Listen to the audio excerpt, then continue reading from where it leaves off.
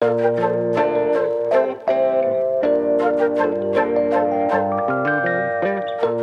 is Barbara with Cana Girl Speaks podcast. My voice, your voice.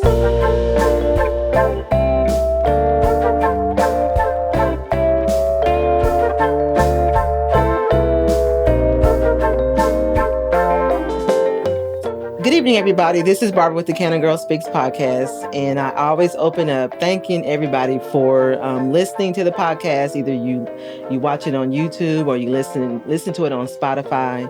But I always say thank you, because without you, there would be no Cana Girl Speaks podcast. So, without further ado, I wanted to bring on another young lady, another woman, because we're still in the month of March. And we are recognizing Women's History Month. And so I wanted to kind of close out Women's History Month and bring on a young lady that has her own business. And she is from the city of Corsicana. And so I'm going to have her tell a little bit about herself. And I'm going to introduce you to her. I'm going to introduce her to you. And her name is Jasmine. Hey, everyone. Yeah, so my name is Jasmine. Hey, Jasmine. First off, and by the way, thank you so much for inviting me to be here. I'm so excited about it. Well, thank you for coming on. And she was a little nervous, but I told her she'll be fine. She'll be fine. And so why don't you tell those that are listening who Jasmine is? Right. So I graduated in 2015 from Corsicana High School. Mm-hmm. I was very involved in school and with my grades and such. I am a first-generation graduate, so I was the first in my immediate family to go to college and graduate. I have my bachelor's in business administration and marketing, and then also I got my associate's in business at Navarro College. First off, I'm a mom and I'm a wife. Okay. So I have a little boy who just turned 4 the other day. He keeps me busy. But yeah, when I was the age of 13 is when I really decided that I wanted to have a business. So she has a business. And so I wanted her to come on and tell a story about, why you wanted to start your own business. And let's back up. You was a calico at the high school. I was a calico, yes. So any of those that are listening, she used to be a former Corsicana calico. So that's awesome. Go ahead. Thank you. Yeah. So go ahead. Yes. So at the age of 13, I knew that I wanted to have a business. I really didn't know what kind of business I wanted to have. But then a part of me was kind of like, this probably isn't realistic because of my background. My parents were young parents and, they didn't have the opportunity to go to college. And so realistically, to be successful, I was just taught and engraved that I needed to go to college, get that degree, and then everything will fall into place. So I graduated college in 2019 and, I ventured out. I tried a couple of things and I just felt like I just wasn't fulfilled completely. Yeah. There was always something missing. So in college, I did work in retail and I absolutely fell in love with it. Again, I didn't think it could be me because I was like, we don't come for money. I don't know how I'm going to do this. So in 2020, during the pandemic, now listen to this. Yeah, this is good.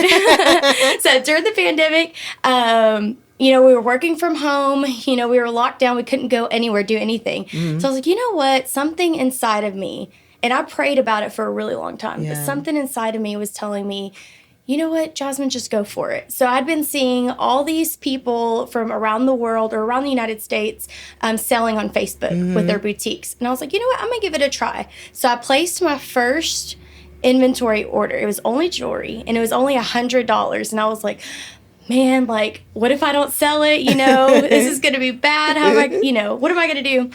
And so I just took the leap of faith. I branded myself. Again, I went to school for marketing, so that helped a lot. Branded myself. Everything that I've done as far as graphics, logo, everything's been created by me. So I am very proud of that. That's because good. Not only did I build a business, but I built a brand. Yeah. And that brand is called Live Chic Boutique. Live Chic Boutique. Okay. Yes. And so anyway, 2020, I started selling online on Facebook, live sales. It did great. Like, I sold out completely, and little by little, I just grew my inventory. Eventually, I placed my first clothing order, and it was like $500, and I was really, really scared. So I was like, that's a lot of money. Like, what am I going to do if I can't pay it back? Sold out. Like, It was amazing. So yeah, it just kind of grew. 2021, I started doing pop-up events here in town for several different events. It continued to grow. Like the support was just so unreal. And then I had the opportunity to open my very first storefront August 25th of 2022. Wow. Yeah. So you started your business in the house, Yes, in my guest room. in your house. And so how did you get over that fear? You know, sometimes, like you said, you just took the leap of faith. So just explain to, you know, those that are listening, you know, when you say leap of faith, you just took the plunge and say, you know what, it's all or nothing. Yes. I mean, this is something that I just really wanted to do for a long time.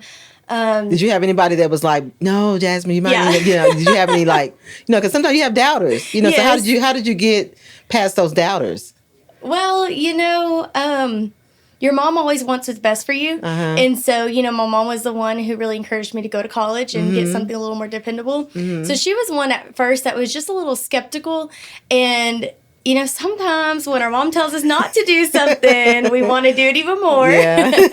But my husband was very, very, very supportive about it. And I have a best friend who's been supportive from the very beginning. And she always believed in me since day one.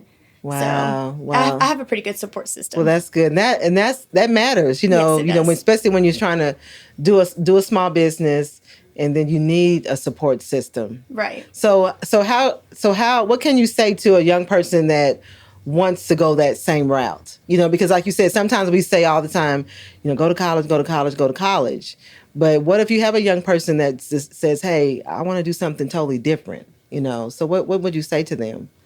I would tell them just find something that they really love.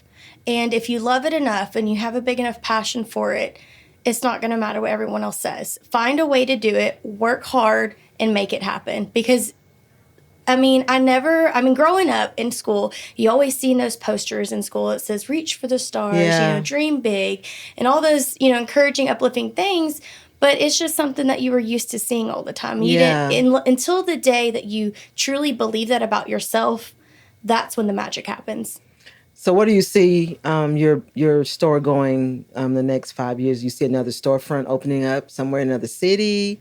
I mean, what's your goal for your store? Do you want to make it a bigger store or just, you know, multiple stores? What's your goal? So I have multiple ideas, different goals. I really want to expand the online presence. I would love to be, I absolutely love the community. Yeah. So I want to continue that storefront experience for them. But I also want to grow my online presence. Yeah. I would love to be able to ship to every state in the United States. So you still do online? Yes, we do have a website. We are actually on Facebook, Instagram, and TikTok. All our for every account, it's just Live Chic Boutique. And then we also have a website. It's livechicboutique.com. So do you still do pop-ups? No, not so much. Well, actually, we did one recently at the Kinslow Fashion Show. There was an opportunity to do that then, and we did, and it was very successful. So I was very happy to have been able to give back to the community because it was a fundraiser event. So, you know, you pay for the booth and the money goes towards the fundraiser. So that was a great experience. So do people see you now in the community and they associate you with your brand, with that? So is that a good feeling? Yes, absolutely. So funny story. This was probably a couple months back. Now, mind you, we're only a little over 6 months in. A couple months back, I'm, you know, walking up to the shoe department, and I have this wonderful customer who I hadn't met in person, but, you know, followed along on social media. And she swings open the door, and she's like, hey, TikTok girl. And I was like, I looked around for a minute. I was like, oh, she's talking to me. And so that was good. And then actually today, I was picking up my son from daycare, and a woman stopped me. She was getting in her car, and she's like, aren't you the owner of Live Chic? And I was like, yes, I am. Wow. So I should probably fix myself up a little bit more when I go out in public. Yeah, so that means that, you know, you're getting popular. Yeah, it's exciting. It's fun, you know. What I love most about what I do is that I'm able to offer affordable pricing, and we have a size inclusive. Yeah. So we serve women from the sizes of small to 3X. And so and I have been in her boutique, and she does have some nice pieces, some nice items in there. And so if you're ever in Corsicana, you need to stop in her boutique because she has some nice stuff.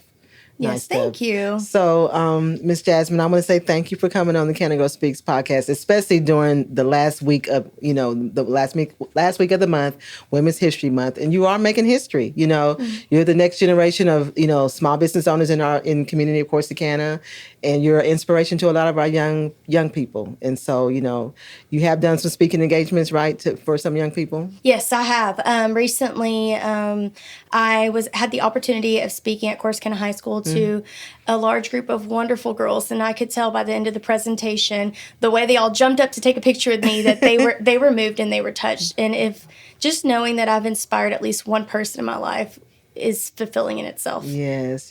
And so, I always give my guests an opportunity to give a shout out. So why don't you go ahead and give your shout out To whoever you want to give a shout out to. Okay. Your husband, Keeton, your baby. Yeah, so I'd love to give a shout out to my husband, of course, and my baby, my parents for always being there for me, and of course, my best friend, Crystal Ramos. So thank you so much for all the support that you've all given me throughout the journey. Yeah. And it's only going to go up from here. Yeah. So before we close out, do you find other small business owners coming to you for advice on how to start up a business? I have had a couple people reach out to me via social media. My neighbor and we both own boutiques, and we collaborate together a lot. So we kind of bounce ideas off each other. So it's fun to have that relationship with each other. And you share the information. Yes. That's good. Well, Jasmine, thank you again for coming on the Cana Girl Speaks podcast. I have enjoyed the conversation. And like I said, those that want to, go and visit her boutique, give them the address of the boutique. It's 309 North Beaton Street. And they can locate you at your boutique on what social media sites? So we have Facebook, Instagram, and TikTok, and you can actually Google us, and you'll be able to find our location as well. Okay. Well, to those that want to come and shop, you shop at her boutique. She has some awesome items. And I want to say again, thank you for just listening to the Cana Girl Speaks podcast on Spotify and watching us on YouTube. And just thank you. And y'all have a safe evening. We'll talk to you soon. Bye. Bye. This is a Legacy Recording Studio production.